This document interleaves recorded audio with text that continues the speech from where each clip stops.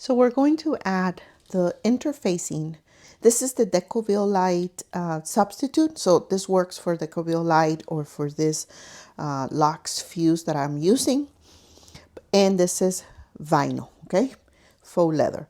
So the tip to do this is first and foremost, test a little scrap piece of your fabric and your interfacing just to make sure that it will fuse to the material and that your material can take the heat. Okay, those two things. So once you test it and you see, yeah, it works, great. You're going to get your interfacing, okay, and you're going to cut it based on the measurements given in the pattern, but they're usually a little bit smaller than the actual patterned piece because you want to have that room for the seam allowance.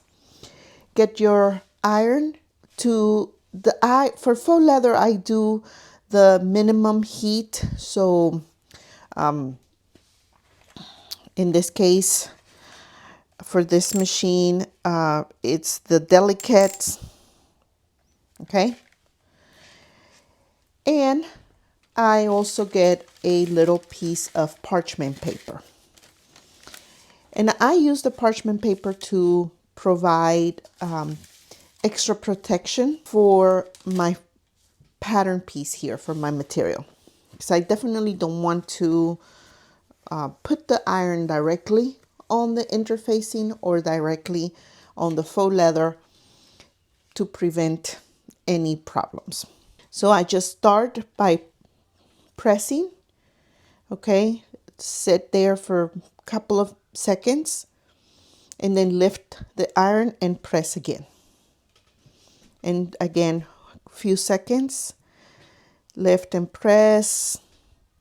And I literally do 2 or 3 seconds. I don't stay there for too long because I want to view how the interfacing is, attaching, fusing to my fabric. And I have a little more control this way.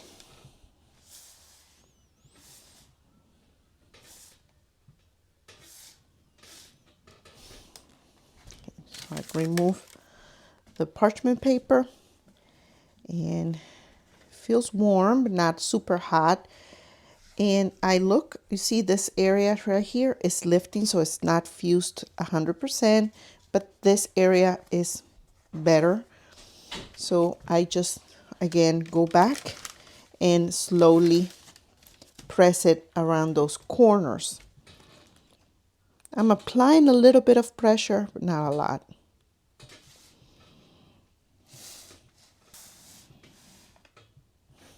Okay. A lot better now. Look, it's not lifting. And I wish I would have aligned it better because now I have a lot of room here and not enough here, but oh well, it happens.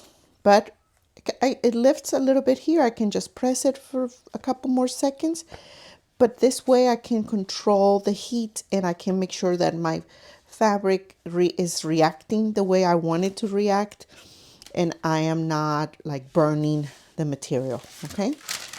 And that's it. Then you go ahead and continue applying all the interfacing to each one of the pieces, and I'm going to go over all of that in just a second.